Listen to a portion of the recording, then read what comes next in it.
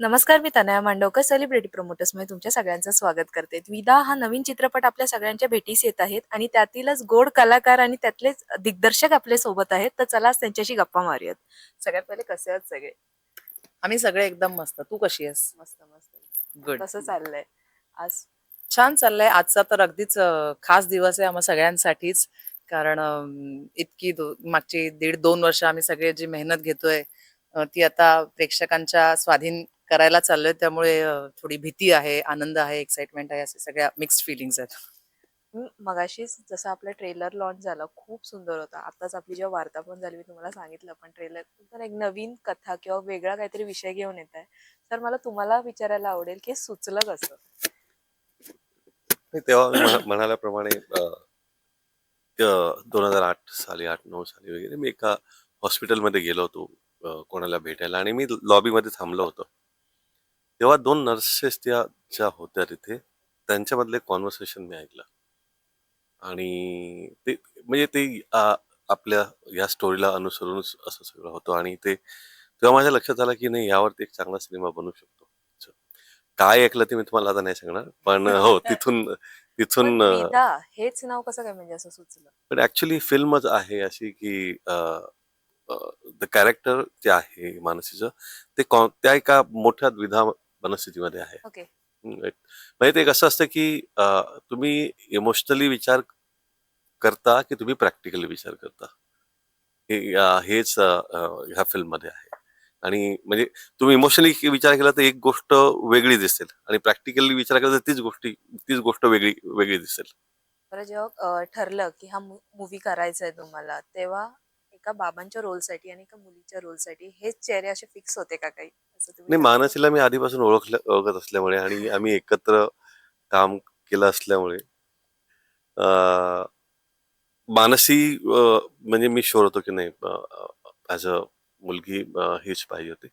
बाबांसाठी आम्ही बघत होतो कोण चांगला ऍक्टर मिळू शकेल आणि आम्ही आमचं बोलणंही चालू होतं बऱ्याच लोकांबरोबर.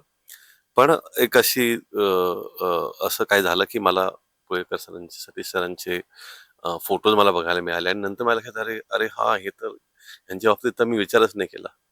आणि मी म्हणालो की नाही तेव्हा त्यांचा जो जसा फोटो होता मी म्हणालो नो म्हणजे असेच मला पाहिजेत बाबा आणि मग त्यांना तडक जाऊन मी भेटलो आणि अं, झालं मग तिथे त्यांना मी सांगितली कथा त्यांना आवडली आणि आम्ही काम केलं एकत्र असं. सर मला तुम्हाला विचारायला आवडेल आजपर्यंत बरेच रोल झाले बऱ्याचशा रोल्स मध्ये आम्ही तुम्हाला बघितलंय. आजपर्यंत म्हटलं तुमचे बरेचसे हो रोल हो झाले हो. बरेचसे रोल्स मध्ये आम्ही तुम्हाला बघितलंय. ह्या मूवी मधला बाबा कसा वेगळा आहे आणि काय सांगाल त्या कॅरेक्टर बद्दल? नाही, ह्या मूव्ही मधला बाबा वेगळा म्हणजे वेगळाच आहे. अशा पद्धतीचे बाबा मी कधी केले नाहीत. कदाचित मी पाहिले पण नाहीयेत ॲक्चुअली. बऱ्याच फिल्म म्हणजे मी फिल्म्स बघतो पण त्या अशा पद्धतीचे बाबा नाही. जे काही बाबा ह्या ह्याच्यात आहे, की मुलीवरचं प्रेम किंवा जे काही ज्या सगळ्या गोष्टी आहेत त्याच्यात आणि एवढं करूनही तो तो माणूस एक एक निर्णय घेतो. त्याच्याबद्दल काही सांगणार नाही मी तुम्हाला. पण अशा पद्धतीचं कॅरेक्टर मी खरंच नाही पाहिलं आणि हे जर काय खूप छान असेल, तर चांगलं आपण म्हणूया की चांगलंच आहे ते, ते सगळं इथे जातं यांच्यामुळे. हे जे काय आहे ते त्यांनी जे काही सांगितलं ते प्रामाणिक करण्याचा प्रयत्न केलेला आहे मी या सिनेमात. पण ते जे काही त्यांनी करून घेतलेलं आहे ते खूप ग्रेट आहे आणि त्यांनी ते म्हणजे मी विचार पण नाही केला. त्यांनी बाबा कुठच्या कुठे नेऊन ठेवलेले आहेत त्यांनी आणि हे खूप सत्य आहे. तुला विचारेन मानसी की ह्या मूवी मधलं जे तुझं कॅरेक्टर आहे मुलीचं त्याबद्दल काय सांगशील?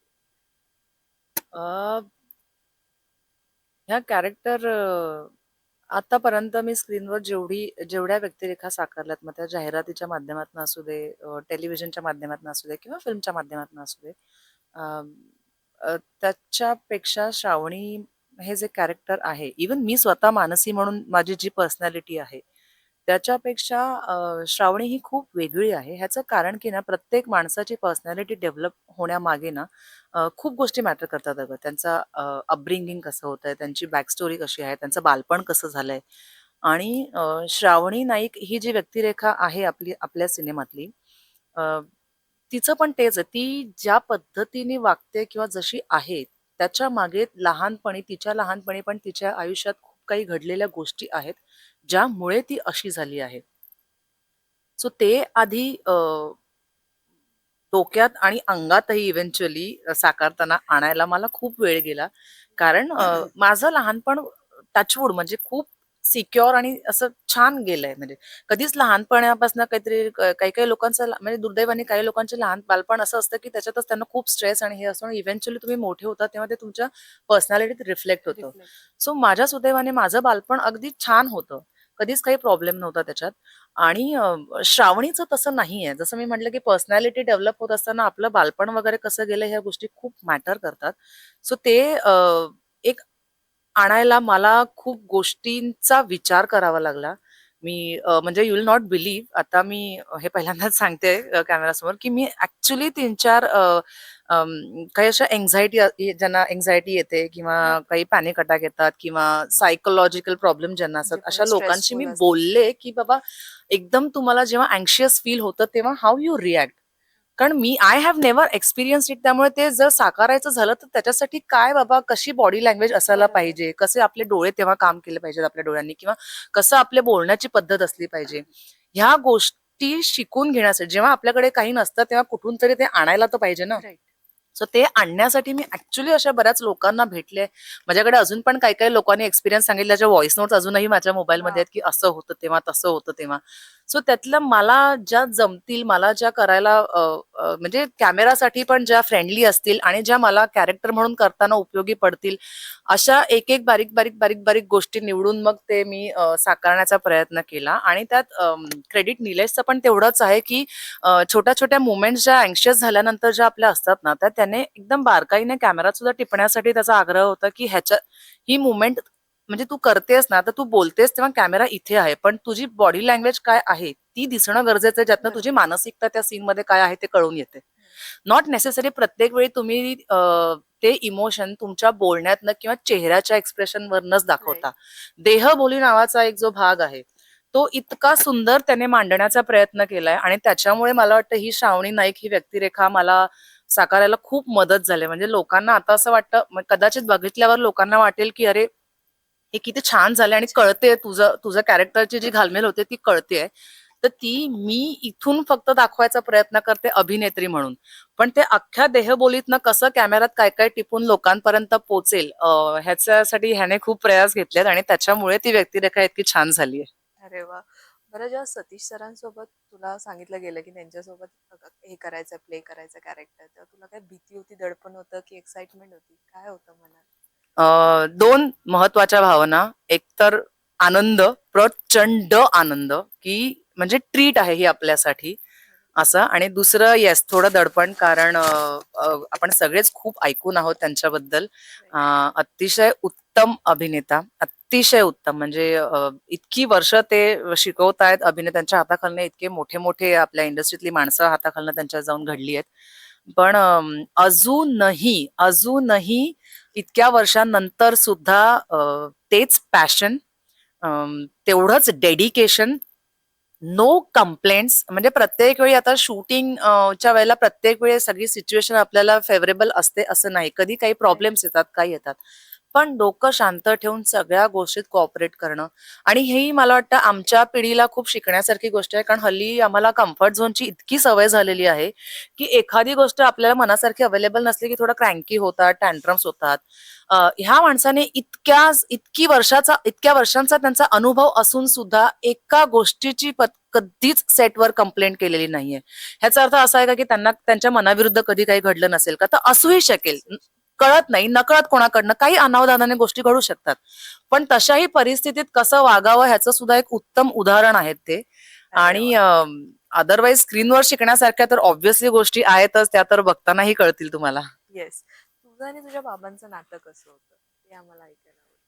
माझ्या बाबांचं नातं अगदीच मी खरं सांगायचं झालं तर म्हणजे मी उगाच काहीतरी खोटं-खोटं पोर्ट्रे करणार नाही. खूप स्ट्रिक्ट होते आमचे बाबा आणि त्यामुळे जेव्हा ज्या वयात नेमकं आपल्याला असं वाटत असतं, की आपल्याला फ्रीडम आत्ता हवंय, आता आपण आहोत सगळं करायला समर्थ, पण तेव्हाच काहीतरी एक आपल्याला लगाम असणं गरजेचं असतं नेमकं त्याच वयात.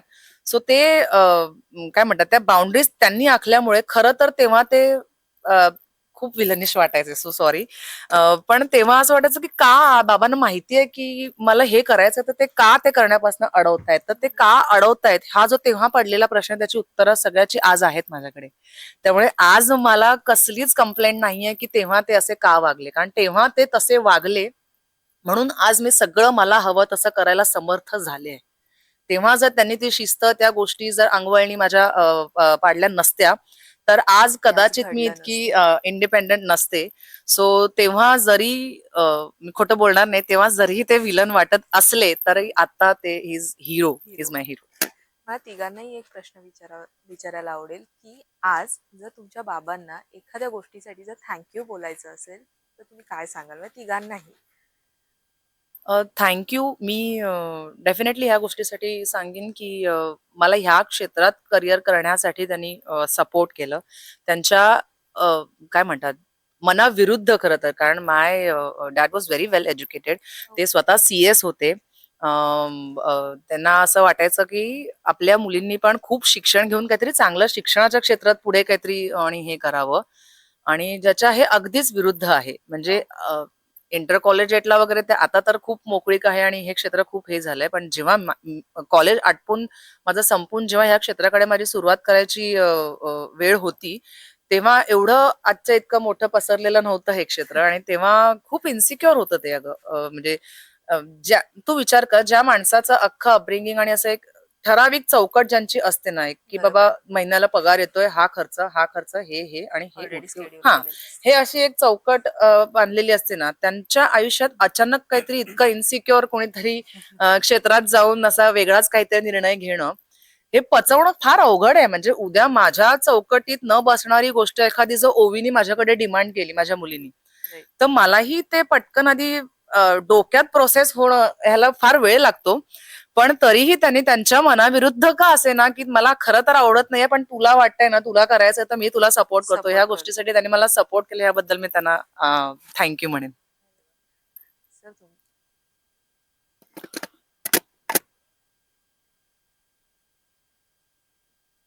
हिच्या एवढं चांगलं नाही बोलता येत मला. अरे सर. अरे बापरे. म्हणजे बडबड करतो मी, पण हे हे जे काही बोलणं असतं ना, इतकं इतकं गोड आणि इतकं छान असतं, ते नाही जमत मला. म्हणजे कधीच जमलं नाही, पुढे जमेल की नाही मला माहिती नाही. फक्त मी वडिलांना थँक एवढ्यासाठी म्हणेन, की त्यांनी मला संस्कार दिले, चांगले संस्कार दिले त्याच्यासाठी, आणि मला या क्षेत्रात त्यांनी येण्यासाठी हो म्हटलं. म्हणजे हो म्हटलं, नाही पण म्हटलं असेल, पण मला माहिती नाही. पण हो म्हटलं असावं असं मला वाटतंय. आणि बाकी जे काही मी काय खेळत होतो, 14 वर्ष खो-खो खेळलो, त्याच्यानंतर क्रिकेट खेळलो सगळं. त्या सगळ्या गोष्टींसाठी त्यांनी कधी नाही, नाही म्हटलं. आणि लाड करण्यासारखी आमची परिस्थितीच नव्हती. पण जे काही होतं ते कधी अगदी अ, आनंदात असले किंवा काहीतरी मी बरं केलं किंवा कौतुक करावंसं वाटलं, तर ते मला त्यावेळेला 1 आण्याचे चणे आणून द्यायचे. बाप. हो. हे एवढं व्हायचं ते. ते म्हणून मला फक्त त्यांना म्हणावंसं वाटतंय. अरे वा. तर तुम्ही काय सांगाल?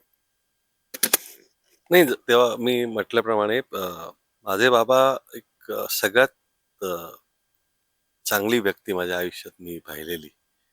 आणि फक्त ते माझे बाबा आहेत यासाठी मी त्यांना थँक इच्छितो. थँक बोलतो असं. छान वाटलं गप्पा मारून येस. मला. All the best. Naveen cinema येतोय. तर जाता जाता प्रेक्षकांना काय सांगाल? तुम्ही आधी ट्रेलर बघा. ट्रेलर आवडला तर सिनेमा तुम्हाला नक्की आवडेल. पण ट्रेलर बघा आणि मग डिसाईड करा की बघायचं आहे की नाही. माझंही हेच मत आहे. नाही, मी पण थोड्याफार म्हणजे माझे हेच मत तर हेच आहे. पण खरंच विषय इतका सुंदर आहे आणि तो सुंदर पद्धतीने मांडलाय. जी भावना सहसा आणि ज्या नात्यात, मी स्पेशली असं म्हणेन, वडिलांचं नातं जे आहे असं आहे, की ज्या बाबतीत आपण फारसं व्यक्त होत नाही, तर ते व्हर्बली व्यक्त न होता आपल्या वागण्यातनं सुद्धा आपण कसे व्यक्त होऊ शकतो हे दाखवणारी अतिशय सुंदर गोष्ट आम्ही मांडली आहे आणि ती नक्कीच तुमच्या पसंतीस पडेल अशी खात्री आहे. सो 4 सप्टेंबरला हा सिनेमा आपला रिलीज होतोय द्विधा नावाचा. तुमच्या जवळच्या सिनेमागृहात जाऊन नक्की बघा.